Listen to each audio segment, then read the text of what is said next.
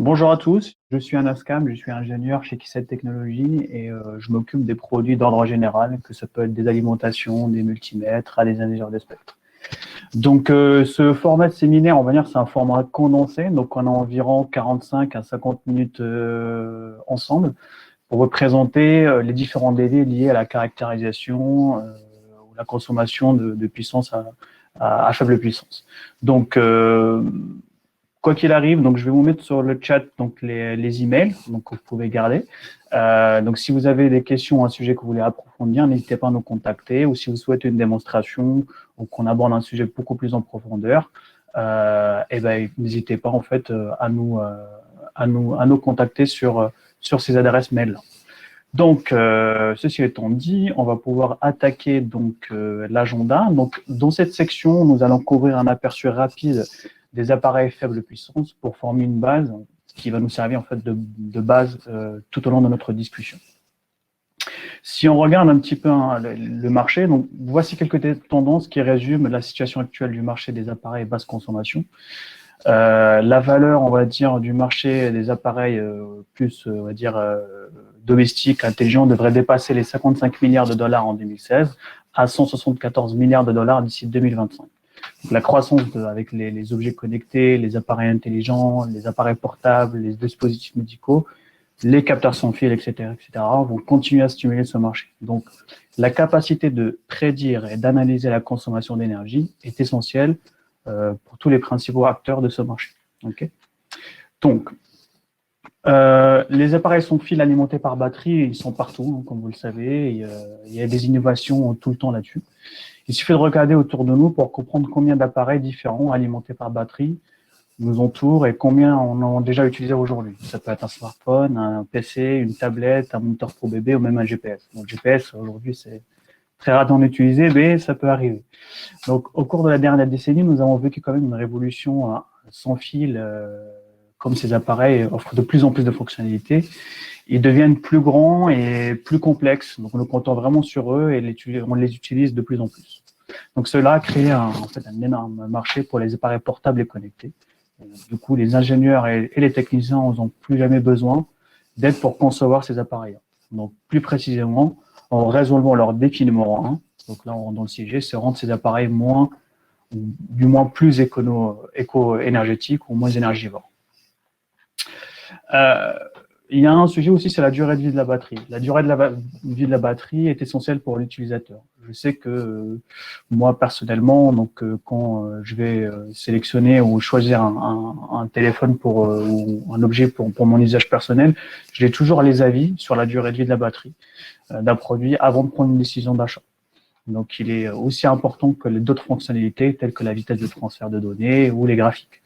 En fait, la durée de vie de la batterie est l'une des rares caractéristiques pour différencier un produit.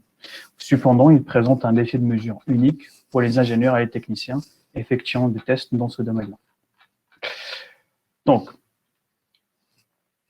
Donc il est important donc, de mesurer, d'analyser et d'optimiser la consommation de la batterie à toutes les phases du développement de votre appareil, autant que moyen clé pour optimiser l'autonomie de la batterie. Il existe 3 domaines dans lesquels vous pouvez apporter des modifications. Donc, le matériel, le micro-logiciel et le logiciel. Dans le matériel, vous devez évoluer votre appareil global ainsi que les sous-circuits individuels et le système de gestion d'alimentation pour la décharge de la batterie. Parfois, certaines combinaisons d'activités peuvent entraîner des courants de pointe anormalement élevés, ce qui provoque l'arrêt de l'appareil plus rapidement qu'il ne devrait. Ces anomalies aléatoires et leurs causes doivent être donc identifiées et résolues. Maintenant, dans le micro-logiciel, vous pouvez implémenter des modifications pour avoir un impact sur le contrôle du matériel de bas niveau et donc sur la décharge de la batterie. Et le troisième point, donc les performances logicielles des appareils sans fil ont un impact énorme sur la performance de la durée de vie de la batterie et doivent être comparées et analysées par rapport à la décharge de la batterie. Des suites de tests régressives doivent être configurées afin que vous puissiez valider que les mises à jour de votre logiciel au micro-logiciel ne cassent pas la décharge de la batterie, conduisant à des performances de la vie de la batterie courte. Donc, il existe un besoin croissant de tests de consommation de courant de batterie pour toutes les phases de développement de produits. Donc, dans cette prochaine section, nous allons discuter les caractéristiques typiques d'un appareil donc, qui nécessite une faible alimentation, qui consomme très peu d'énergie. Donc, ici, vous avez donc une vue d'ensemble d'un appareil typique à faible consommation. Il existe de nombreux sous-systèmes et processus qui composent l'architecture de l'ensemble de l'appareil. J'en énumère quelques-uns ici, mais bien évidemment, il y en a beaucoup plus. Donc, vous avez le sous-système batterie ou alimentation. Il s'agit de la batterie et de la distribution d'énergie qui permet à tous les autres sous-systèmes de recevoir l'énergie nécessaire pour fonctionner. Vous avez la conversion DC-DC, pardon. Donc, cela se produit à différentes étapes de l'appareil. Il prend la puissance d'entrée, donc la convertisseur DC-DC, il prend la puissance d'entrée ou la batterie et la convertit à un bon niveau de tension requis par chaque étape. Donc, ce sont les deux domaines que nous allons aborder en profondeur lors de ce webinaire. Les autres sous-systèmes, processus, on va dire, comprennent l'analyse de rails d'alimentation, l'unité de microcontrôleur, les capteurs, les activités sans fil, type Bluetooth, Wi-Fi, etc. Bien que ce sont on va dire des éléments essentiels au fonctionnement, au bon fonctionnement de l'appareil, nous n'allons pas les détailler aujourd'hui, d'accord? Parce que sinon, ça va être un peu plus complexe de les aborder. Mais je tiens qu'Keysight propose des solutions qui couvrent ces domaines-là. Donc, mais dans notre discussion, nous allons se concentrer plus sur la batterie, l'alimentation et la conversion DC-DC.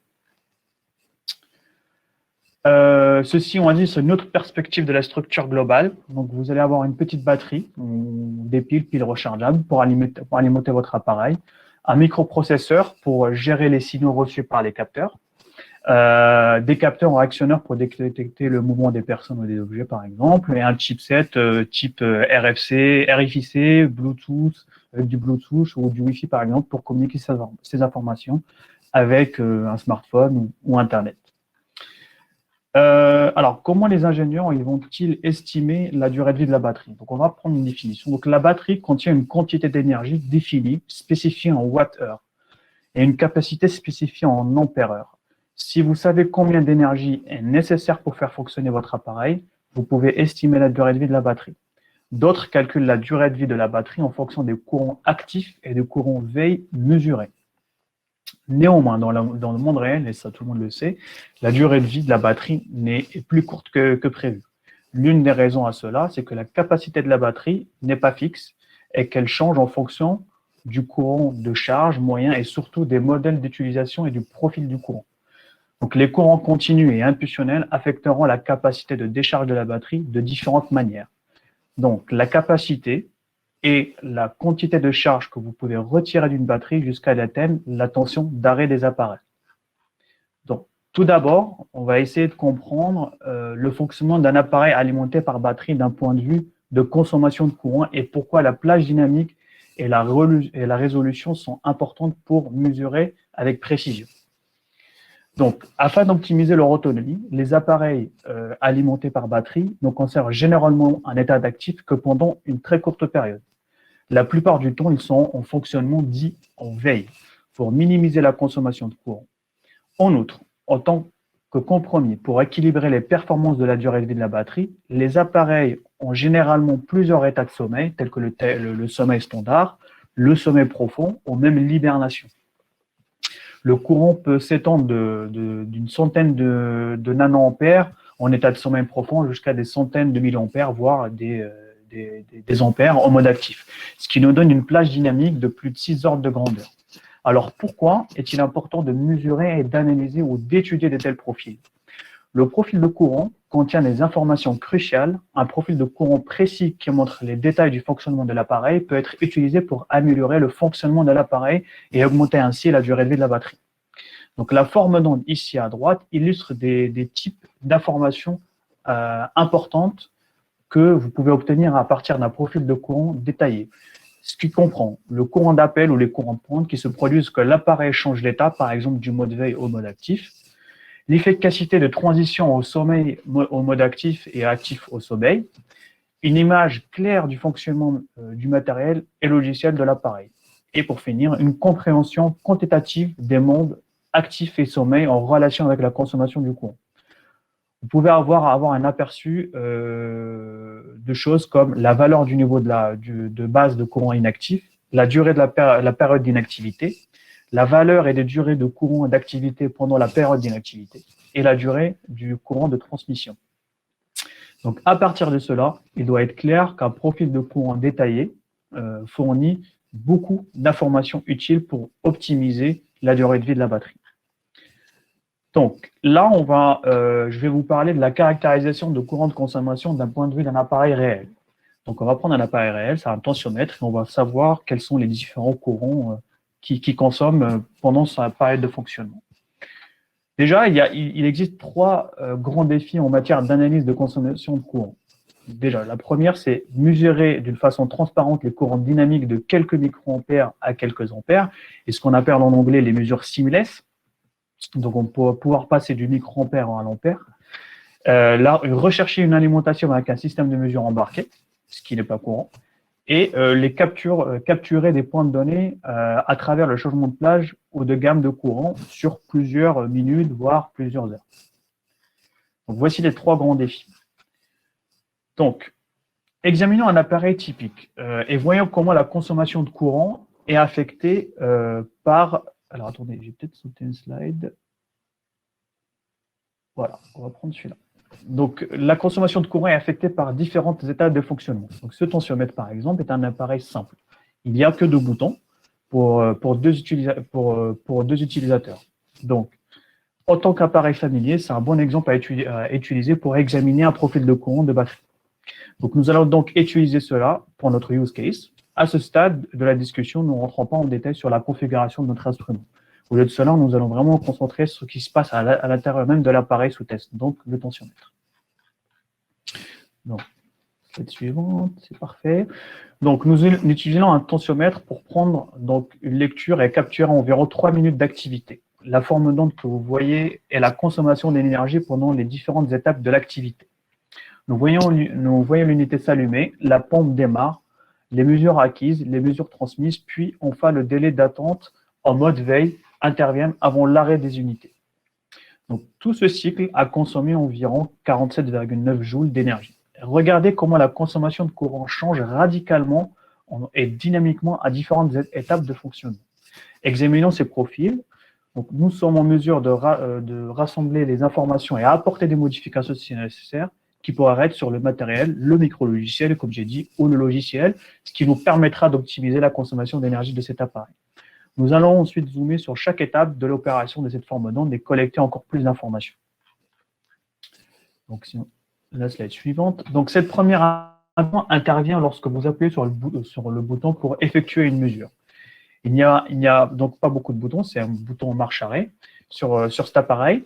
Nous pouvons voir un courant d'appel au démarrage. Le courant culmine à 95 mA avant de redescendre à une consommation moyenne de 5,6 mA.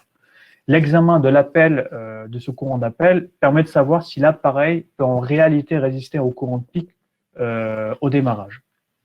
Ensuite,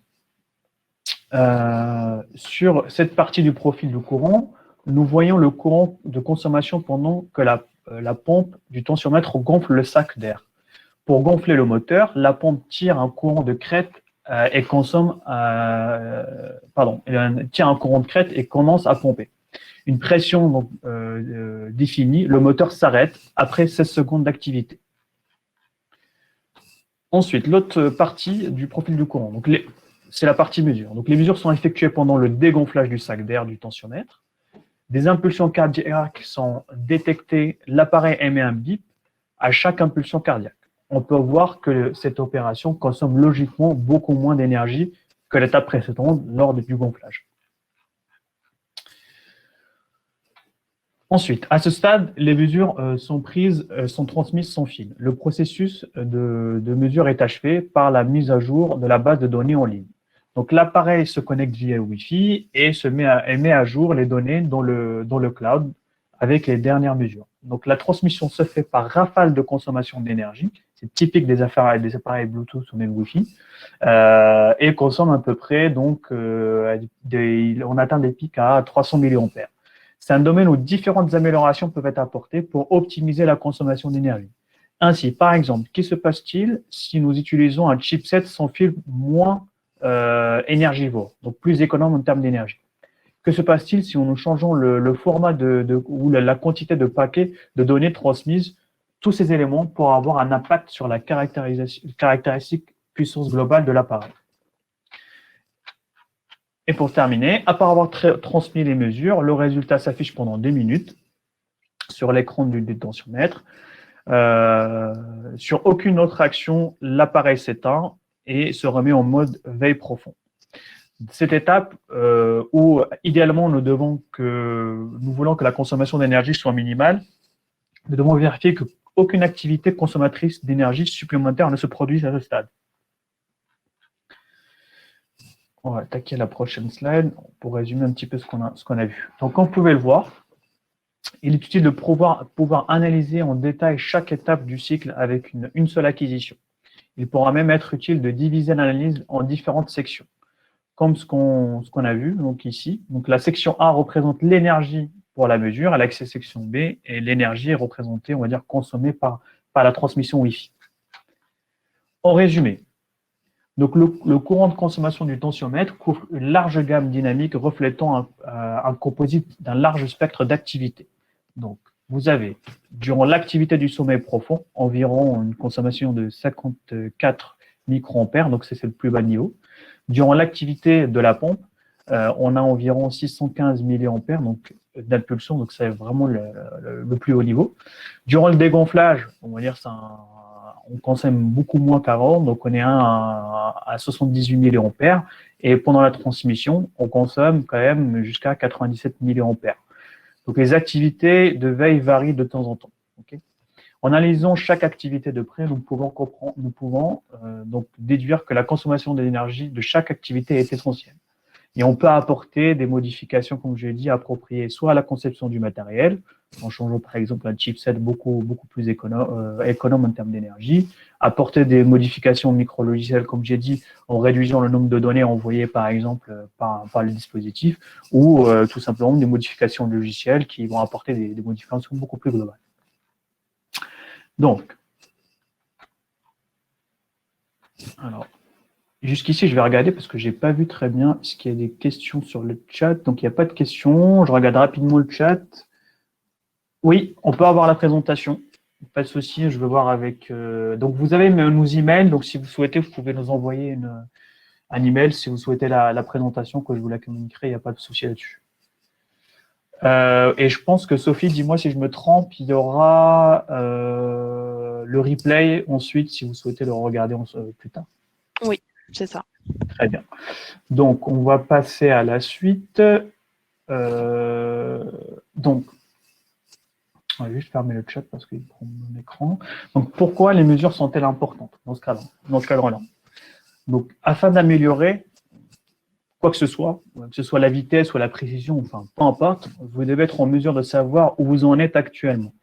Vous avez besoin de mesurer avec précision, car les mesures précises conduisent à des informations significatives. Des mesures précises nous donnent de bonnes données qui brossent un tableau de ce qui se passe dans notre appareil. Ces données pourraient également révéler des anomalies dans l'appareil. Par exemple, si j'enregistre la mesure de la tension sur un rein d'alimentation à l'intérieur d'un tracker de fitness pendant des jours et que je remarque que la tension chute une fois toutes les 60 minutes, cela déclencherait un drapeau rouge, une sorte de flag. En même temps, cela pourrait me donner une indication sur la façon dont je pourrais commencer à chercher le problème. Je pourrais savoir ce qui se passe une fois toutes les 60 minutes et partir de là. Quels sont donc les défis majeurs à relever pour qualifier ou quantifier avec précision la puissance consommée par un appareil à faible puissance afin d'optimiser sa consommation? Les défis majeurs sont très simples, il y en a 5. Il faut une large plage dynamique qui est nécessaire pour mesurer de façon transparente, donc seamless, des courants de l'ordre du microampère de plus bas niveau, suivi d'impulsions de courant élevées à quelques ampères. Une vue moyenne ou intégrée de la demande d'électricité ou de l'énergie n'est pas suffisante. Au lieu de cela, une caractérisation détaillée est nécessaire. Le courant le plus bas niveau, donc dit sommeil, et le courant le plus haut niveau, donc dit émission, doit être mesuré avec un bon niveau de précision. Le troisième point, nous devons caractériser avec précision les courants de sommeil, la résolution de mesure en nanoampères et un plancher de bruit, un faible plancher de bruit est nécessaire. Quatrième point, nous devons configurer un système de test qui introduit une interface minimale aux mesures. Donc, il faut pouvoir intégrer des mesures, faire du data logger ou l'enregistrement, par exemple.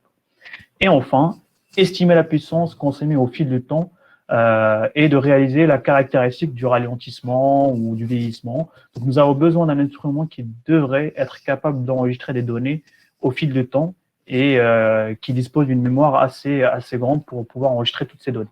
Il n'est pas donc facile de trouver un outil de mesure qui intègre toutes ces fonctionnalités-là dans un seul boîtier. Donc, si on regarde les équipements, on va dire, traditionnels, en fait, ça dépasse vraiment des solutions de mesure, on va dire, dites conventionnelles. Donc, ce qu'on va faire, c'est qu'on va détailler, en fait, ces différentes techniques de mesure et on va dire, donner les inconvénients et les avantages de chaque technique de mesure. Donc, regardons en détail un petit peu donc, la plage dynamique. Donc, cette slide montre un exemple d'un appareil basse consommation typique. Dans notre cas, il s'agit d'un appareil Bluetooth low énergie avec des modes de veille et de mode actif. Au mode actif, le courant peut changer rapidement sur une très large plage, allant jusqu'à plusieurs centaines de milliampères. En revanche, en mode veille, le courant est très très faible. On est environ inférieur à 1 microampère pendant de très longues périodes. Donc, cela nécessiterait un système avec une bande passante et une plage dynamique suffisante pour capturer correctement la forme d'onde du courant actif et du courant de sommeil. Donc, la plage dynamique équivalente nécessaire pour effectuer de telles mesures de courant de manière transparente, seamless, sur 7 à 8 décades est d'environ de 24 à 26 bits, ce qui est très difficile, honnêtement. De plus, pour bien comprendre le courant total ou la consommation d'énergie au fil du temps, il est nécessaire de mesurer le courant continu en mode actif et en mode veille. Il y a donc deux aspects à prendre en compte lorsqu'on tente d'effectuer des mesures précises sur des formes d'ondes de drain de courant très dynamiques, ayant des impulsions de crête élevées, des valeurs moyennes de crête, ainsi que des bas niveaux de courant continu. Et c'est ça où la précision donc, du courant continu et le plancher de bruit de courant sont très importants à quantifier. Deux paramètres sont étroitement liés, la gamme de l'instrument et la gamme d'instruments seront donc abordés dans les prochains slides. On va revoir un petit peu donc, les différentes techniques par rapport donc, à ce profil de courant qui est dynamique. Donc,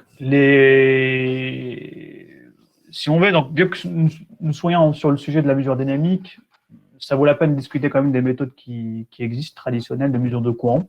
Il y en a 4, hein, donc on peut en citer donc, un ampèremètre, une sonde de courant avec un oscilloscope, un multimètre numérique avec un shunt de courant externe et ce qu'on appelle le readback ou le readback et la relecture de courant intégrée sur les alimentations. Donc on va en revoir un petit peu donc tous ces méthodes traditionnelles, on va voir un petit peu comment on serait limité dans le cadre de ces courants dynamiques. Donc la première méthode consiste à l'utilisation d'un ampèremètre. Dans cette configuration, le circuit est rompu et l'ampèremètre est inséré en série. En règle générale, l'ampèremètre aura une précision spécifiée. Il y a une limitation de courant lors de l'utilisation d'un ampèremètre car la résistance du shunt à l'intérieur de l'ampèremètre sera généralement évaluée jusqu'à un certain niveau de courant. La capacité de l'ampèremètre à changer de gamme de façon transparente déterminera si c'est un bon candidat pour mesurer le courant dynamique ou pas. Ensuite, cette méthode, on utilise un oscilloscope avec une sonde de courant. Dans cette configuration, il n'est pas nécessaire de couper le circuit car la sonde de courant s'enroule tout simplement autour du câblage entre la source d'alimentation et l'appareil sous test. L'un des inconvénients, c'est que cette méthode de mesure de courant est généralement moins précise que les méthodes utilisant une vraie sonde de courant. Okay. Le facteur de précision limitera également sa capacité de mesure de courant dynamique sur plusieurs plages. Et pour terminer, donc l'avant-dernière méthode, c'est la méthode du multimètre numérique. Donc la méthode suivante, donc, comme j'ai dit, donc, on va utiliser un multimètre numérique où la tension aux bornes du shunt avec un shunt aux bornes pour pardon, excusez-moi, je me suis un petit peu trompé dans mes notes. Voilà. C'est un multimètre numérique mesurant la tension en borne d'un shunt de courant. Donc le shunt de courant est placé en série avec le circuit comme indiqué sur la slide. Nous devrons donc interrompre le circuit. Pour cette configuration, nous avons deux facteurs de précision à considérer. Le premier est la précision de mesure de tension du multimètre numérique et la seconde est la précision du shunt. Pour certains shunts, nous devons prendre en compte la précision de la résistance et également le coefficient de température. De plus, les shunts sont évalués pour certaines plages de courant spécifiques. Donc, si vous voulez mesurer des microampères à également 1 à 2 ampères, un seul shunt ne serait pas suffisant. Vous devrez désactiver le shunt pour en mettre un autre. Pour cette raison, ce ne serait pas un choix idéal pour capturer des courants dynamiques si vous voulez faire en un seul balayage. Et la dernière méthode consiste à utiliser donc, ce qu'on appelle le readback. Donc, c'est tout simplement donc, une alimentation, un programme là, mais avec une fonction de mesure de courant intégrée. Il s'agit d'une méthode facile et la précision est entièrement spécifiée. Nous n'avons pas donc à se soucier de choisir les bons shunts de courant ou d'avoir besoin de couper le circuit. Dans les alimentations de base, la mesure de courant n'offre pas une plage fixe qui ne serait pas idéale pour mesurer le courant dynamique. Dans certaines alimentations avancées, plusieurs gammes de mesures de courant sont également proposées, ce qui permet de mesurer des microampères à des ampères sans avoir à soucier de désactiver le shunt de courant. Donc, le prochain défi qu'on va couvrir, c'est la précision de mesure ou le courant continu, la précision de mesure du courant continu. Mais avant de rentrer dans le sujet, donc on va passer sur quelques définitions. Qu'est-ce que c'est une exactitude, par exemple? Donc c'est en anglais, mais l'accuracy en français, ce sera l'exactitude. Donc indique à quel point une valeur mesurée est proche de la vraie quantité de ce qui est mesuré. On a la résolution et le plus petit incrément que le système peut afficher aux mesures. Et dernièrement, on a la fidélité, c'est le degré auquel les mesures ou calculs répétés montrent des résultats identiques ou similaires. Donc, les images cibles ici nous montrent la signification de l'exactitude et de la fidélité. La cible de gauche représente une fidélité, une faible exactitude et une faible fidélité. Vous pouvez voir que les points rouges sont éloignés du centre du mille et qui sont dispersés. L'image cible du milieu représente une faible exactitude avec une grande fidélité. Les points ne sont pas centrés sur le mille, mais ils sont rapprochés et ne sont pas dispersés, ce qui signifie une grande fidélité. L'image cible de droite montre une grande exactitude et une grande fidélité. Les points sont rapprochés et frappent la cible. Nous voulons une grande exactitude et une grande fidélité lorsque nous cherchons un système de mesure. Si nous regardons les mesures de courant, une grande exactitude signifie toucher le mille et une haute fidélité signifie le toucher au même endroit et à chaque fois. Et c'est exactement ce que nous voulons. Nous devons nous assurer que notre système de mesure a une bonne exactitude et une bonne gamme de courant afin que nous puissions obtenir des résultats significatifs. En regardant le tableau ici, en haut à droite, nous voyons 4 plages de mesure de courant différentes avec des spécifications d'exactitude différentes. Bien que nous puissions certainement utiliser les gammes de 100 mA pour mesurer un microampère, nous devons nous demander si cela a vraiment du sens. L'erreur de l'offset est de 10 microampères, ce qui m'a permis d'obtenir une lecture de 11 microampères ou de 9 microampères en mesurant un signal parfait de 1 microampère. Donc, bien qu'il soit conforme aux spécifications, il ne fournit certainement pas les renseignements utiles. Donc, le principal défi est de savoir comment obtenir le meilleur rapport signal-son-bruit, le SNR, et d'effectuer une mesure de courant de faible niveau en présence de niveaux de bruit relativement élevés.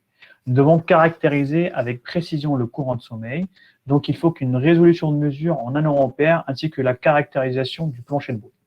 Plusieurs facteurs influencent la capacité de numériser avec précision une forme d'onde de courant. La source dominante de bruit du courant résultante de l'impédance AC et de l'élément sous-test.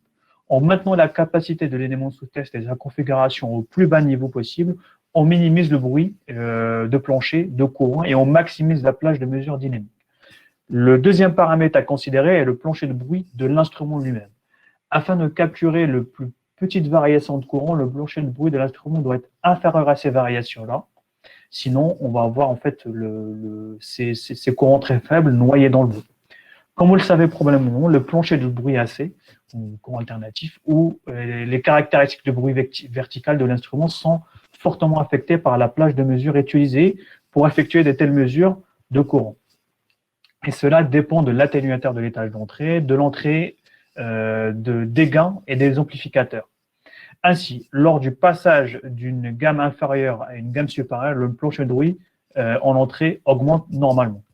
Donc, lors de la mesure de courant à plage dynamique élevée, avec des pics faibles et élevés, nous devons utiliser une plage élevée afin d'obtenir tenir en compte des pics de courant élevés. Cela affectera fortement la mesure de faibles courants qui seront totalement enfouis dans le bruit. Donc ici, vous pouvez voir une illustration des niveaux de bruit lorsque vous essayez de mesurer des courants élevés et faibles à une plage fixe. Donc les bruits mesurés sur les pics et les vallées de courant sont similaires. Donc dans ce cas-là, notre courant de repos ou le courant de veille sera totalement enfui dans le bruit. Alors,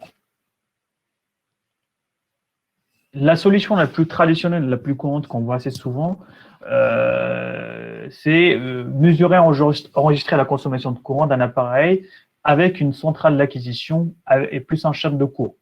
Donc, même si ces équipements offrent un équilibre raisonnable de précision et de numérisation en grande vitesse, ils ont certaines limitations qui présentent des défis pour effectuer des tests de consommation d'énergie. Déjà, vous avez l'assemblage d'un système avec un équipement type centrale d'acquisition, à usage général. Ça prend énormément de temps à mettre en place. Donc, il faut un temps, des ressources pour configurer et développer tous les logiciels pour capturer et enregistrer la consommation d'énergie. Pour fournir aussi suffisamment de signal à la tension à faible courant pour que la DAC effectue des mesures précises, la chute de tension crête peut être trop élevée. Donc, cela nuit à la tension de la batterie. Idéalement, vous devrez maintenir la chute de crête au-dessus de 50 millivolts. Mais cela peut ne pas fournir une mesure précise. Vous voulez vraiment un système de mesure de courant qui atteigne en quelque sorte une chute de tension de charge nulle à travers ces résistances de chaîne pour atteindre un haut niveau de précision. Plusieurs chaînes donc sont utilisées pour atteindre cette plage de mesure. Si vous utilisez une alimentation électrique à usage général, elle peut avoir une réponse en tension transitoire assez lente, entraînant une chute de tension transitoire excessive, peut-être même assez importante pour déclencher l'arrêt du DUT, donc l'élément sous test à basse tension.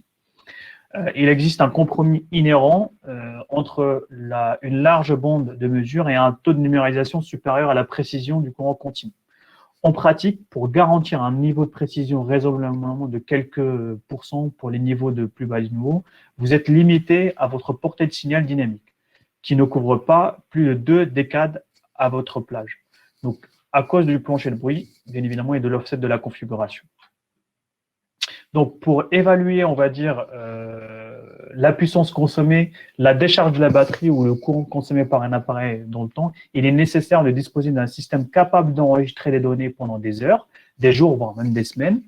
Et nous devons également pouvoir définir la fréquence d'échantillonnage et le temps d'acquisition. Ainsi, en combinaison avec toutes ces fonctionnalités-là, un système doit être équipé d'un système d'enregistrement de données avec une fréquence d'échantillonnage suffisamment élevée pour capturer les transitions rapides, mais également suffisamment de mémoire pour stocker les points de données. Prenons par exemple un système à 50 kilosamples par seconde, soit environ 20 microsecondes par point.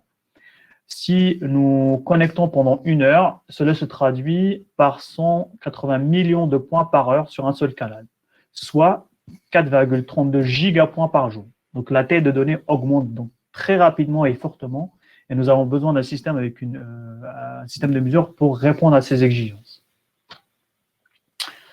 Donc là, on va attaquer le prochain, on va dire, défi, c'est la partie, on va dire, alimentation et challenge. Alors, donc je regarde si je vois s'il y a des questions.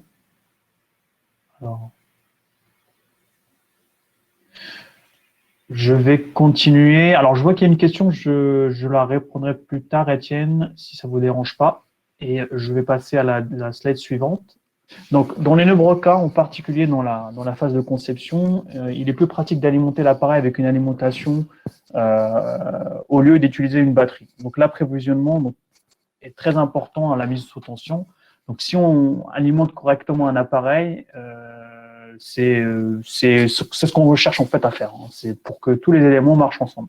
Donc, si l'appareil n'est pas correctement allumé, rien d'autre ne fonctionne. C'est logique. La transmission RF, par exemple, les cartes graphiques ou le multipoint control unit, tout autre élément de l'appareil ne fonctionnerait tout simplement pas. Donc, il faut avoir une bonne alimentation pour pouvoir alimenter les différents composants.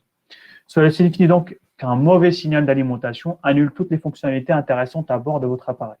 Supposons donc que vous avez une montre intelligente avec un grand écran tactile, mais à chaque fois que vous secouez votre poignet, cela perturbe le signal qui alimente l'écran, donc le courant continu qui allume l'écran, ce qui fait clignoter. Donc ça ne sera vraiment pas agréable à l'utilisation. Donc le tester avec une source appropriée aurait pu faire connaître ce problème très tôt. La mise sous tension d'un appareil n'est pas aussi simple que d'actionner un interrupteur. Donc certains appareils consomment du courant d'appel, tandis que certaines cartes de circuit imprimé nécessitent plusieurs signaux de courant continu et doivent s'allumer dans un certain ordre ou certaines séquences. Donc tout cela fait donc l'approvisionnement une partie critique du test global. Dans le cadre de tests où nous alimentons notre appareil avec une source d'alimentation, considérons maintenant les défis liés aux capacités d'approvisionnement d'une alimentation. Donc les points à considérer sont les suivants. Donc, vous avez la chute de tension dans les fils, ce qu'on appelle le remote sensing en anglais. Vous devez tenir en compte de minimiser le bruit du signal, protéger donc les appareils sous test. Vous devez considérer aussi les temps de réponse de charge transitoire et les temps de récupération transitoire. La capacité de programmation haut et bas, les capacités de forme d'onde arbitraire, d'approvisionnement ou d'écoulement, ou ce qu'on appelle le syncing, et l'émulation de batterie. Donc, voici, on va dire, les différents défis pour la partie approvisionnement ou sourcing. Alors, le premier défi consiste à éliminer les effets des chutes de tension sur nos fils. Donc, dans la vraie vie, les fils ont une résistance et ne sont pas conducteurs parfaits. Lorsque nous avons un courant élevé traversant nos fils, plus le courant est élevé, plus la chute de tension entre ces fils est importante. Par conséquent, ce que nous programmons à la source d'alimentation n'est pas nécessairement ce qui apparaît au niveau de l'élément sous test. Le circuit en haut illustre ce principe. Si nous avons une source programmée à 5 volts avec 10 ampères traversant le circuit, une résistance de 15 milliohms sur les fils crée une chute de tension de 300 millivolts entre les fils et nous verrons donc au niveau de la charge que 4,7 volts. Pour résoudre ce problème, la télédétection ou le remote sensing ou la détection à 4 fils ou le câblage à 4 fils entrent en jeu. Donc la source d'alimentation régule la tension de consigne au niveau des bornes de l'élément sous test. Ça mesure la tension là où ils sont connectés et vous pouvez implémenter donc, le remote sensing sur des alimentations qui prennent en charge bien évidemment cette fonctionnalité via 3 étapes. Donc la première, c'est déconnecter les connexions aux bornes de la sortie principale, connecter chaque borne de détection au contact de la charge de polarité appropriée et troisièmement, si nécessaire, régler l'alimentation en mode de détection sans fil ou en mode 4 fils. Une fois le remote sensing est configuré, votre configuration devrait ressembler au dessin en bas à droite lorsque vous programmez 5 volts. L'alimentation s'ajuste et se régule via les fils de détection et cela représentera une chute de 3 millivolts en produisant 5,3 volts et donc la charge verra 5 volts. Alors, pendant qu'on parle de câblage, c'est très très important et on a tendance à des fois l'oublier quand on discute avec nos clients qui ont ces problématiques-là. Il est important de disposer d'un câblage approprié pour connecter une source d'alimentation à un appareil sous test. Donc, ce qu'on appelle le American Wire Gauge ou AWG est le système standard qui détermine la section d'un fil. Plus cette valeur est élevée, plus le fil est fin ou petit. La jauge aide les utilisateurs à déterminer la capacité de transport de courant d'un fil. Voici quelques points à retenir. La résistance des fils augmente avec la longueur des fils et le calibre des fils. Chaque augmentation de 3 jauges de fils de cuivre double la résistance. Sur la droite, vous verrez un tableau pratique montrant les résistances pour différentes jauges de cuivre. Pour minimiser le bruit et l'inductance de votre fil, vous procédez comme ceci. Utilisez un câblage blindé torsadé à 2 fils. Ne pas tordre ni regrouper les câbles de détection ou le remote sensing ou le 4 fils avec des câbles de charge. Notez que la plupart des alimentations peuvent compenser la chute de tension maximale de quelques volts. Donc, le prochain défi consiste à minimiser le bruit du signal. Le bruit du signal indésirable peut provenir de n'importe où dans le circuit. Ce seraient des objets à proximité comme des lignes électriques, des émetteurs RF, des moteurs peuvent également créer du bruit. Nous devons donc protéger l'intégralité du signal, de l'alimentation. Toutes les sources ne sont pas fabriquées égales dans ce domaine, hein, c'est comme ça. Choisissez une source avec un faible RMS et un faible bruit de crête à crête. Il existe depuis longtemps une stigmatisation, on va dire, selon laquelle les alimentations à découpage a tendance à être plus bruyantes que les alimentations linéaires. Je pense que c'était vrai il y a quelques décennies, mais les conceptions modernes intègrent de nombreux filtres efficaces qui bloquent le bruit provenant des transistors haute fréquence à l'intérieur d'une alimentation à découpage. Vous souhaitez également protéger les connexions alimentation appareil, utiliser les câbles blindés à deux fils et éviter de les boucler avec la terre. Donc ne connectez pas le blindage avec la terre aux deux extrémités. Ensuite, il y a aussi le défi de la protection des appareils sous fil. Donc ça, c'est très, très important. Donc, nous voulons nous assurer que la source d'alimentation n'endommage pas l'appareil sous test, ou l'appareil à tester, qui peut être onéreux, hein, qui peut être un appareil sous test très onéreux. Il existe deux manières communes provoquant des dommages. Lorsqu'une source d'alimentation dépasse le réglage de tension ou le réglage de courant d'une façon imprévue. Recherchez les blocs d'alimentation qui offrent une protection contre les surtensions et les surintensités. L'OVP, donc l'Over Voltage Protection, coupe l'alimentation lorsqu'on dépasse une certaine limite de tension définie par l'utilisateur. Donc l'OVP répond généralement à la borne de la sortie et non aux bornes de détection. C'est une astuce qui est utile et qui consiste à définir une limite suffisamment élevée pour tenir en compte des chutes de tension sur les fils. Nous voulons que l'OVP soit rapide, donc le temps de réponse devrait être de l'ordre de quelques microsecondes. Pour l'ECP, donc l'Over Current Protection, l'opération est aussi simple. Chaque fois que la source de courant rentre en mode continu, la source se coupe. Donc votre appareil peut être un appareil électrique très coûteux, comme j'ai dit au début, alors assurez-vous de faire le bon investissement pour protéger votre appareil sous test. Alors, slide suivante, c'est le défi de temps de réponse d'alimentation. Ça, c'est aussi très, très connu. Commençons par une réponse transitoire. Alors, quel est le temps de récupération transitoire de l'alimentation? Pourquoi c'est un paramètre important lors de l'alimentation d'un appareil à faible puissance? Donc, la réponse transitoire de l'alimentation électrique décrit le temps qu'il faut à sa tension de sortie pour retrouver sa valeur d'origine dans une bande de tolérance delta V. Suite à un changement de courant, de charge. Chaque fois que le courant de charge dépasse un courant faible ou un courant plus élevé, la tension de sortie baisse temporairement, voire légèrement. Puis elle revient rapidement à sa valeur d'origine, au proche celle comme indiqué ici. Ainsi, le temps de récupération de la réponse transitoire delta T est le temps entre le moment où le courant de charge commence à augmenter ou diminuer et celui où la tension de sortie se stabilise dans une bande de stabilisation définie autour de la valeur de tension finale. Alors, pourquoi cela est important? Si vous utilisez une alimentation électrique à usage général, elle peut avoir une réponse de tension transitoire assez lente, entraînant une chute de tension transitoire excessive, peut-être même assez importante pour déclencher de l'arrêt de l'élément sous test à basse tension.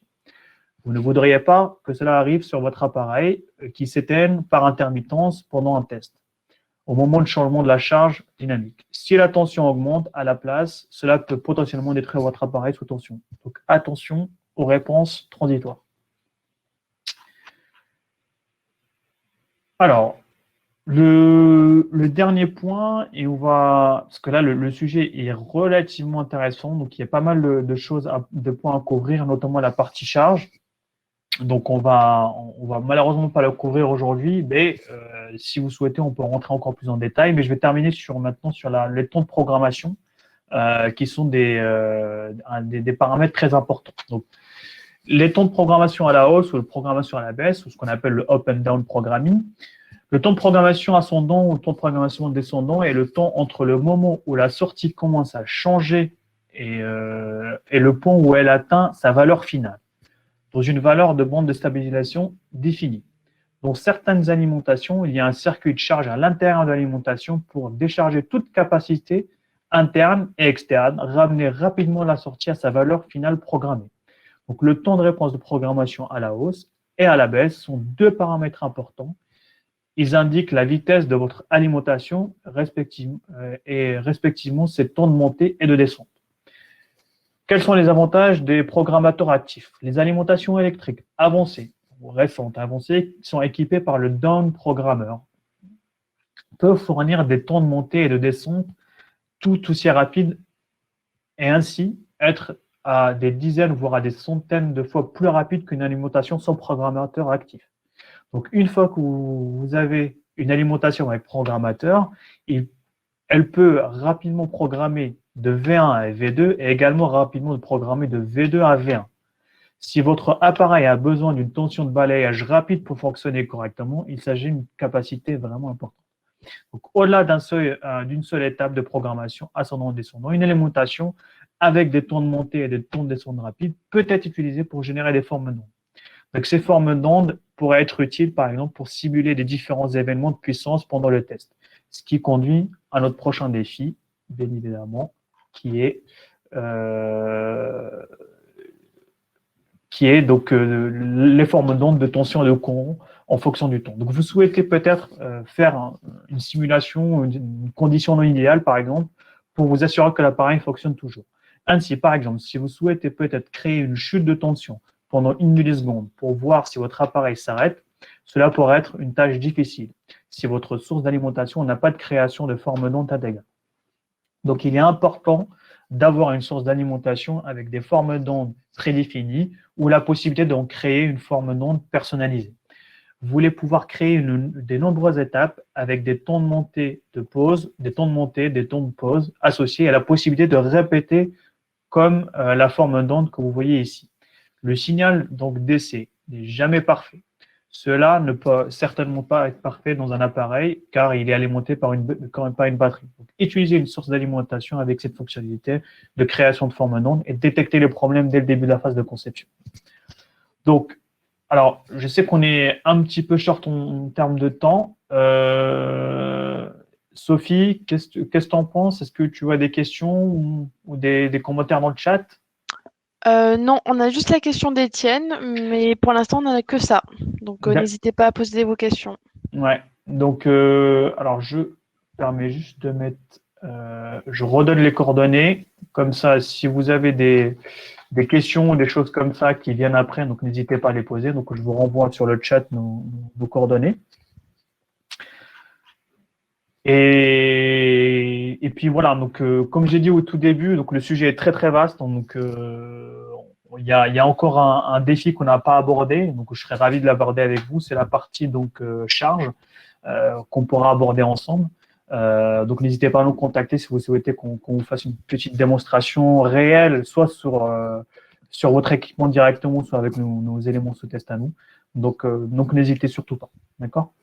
Donc, pour résumer un petit peu donc, ce qu'on a vu, donc on a vu que la consommation d'énergie donc, consiste avec relève plusieurs défis, donc à la sélection des instruments, des batteries, voilà, il y a plusieurs défis et ces défis-là, ils doivent vraiment être caractérisés au début, identifiés avant de mettre un appareil donc sous test ou même le mettre sur le marché.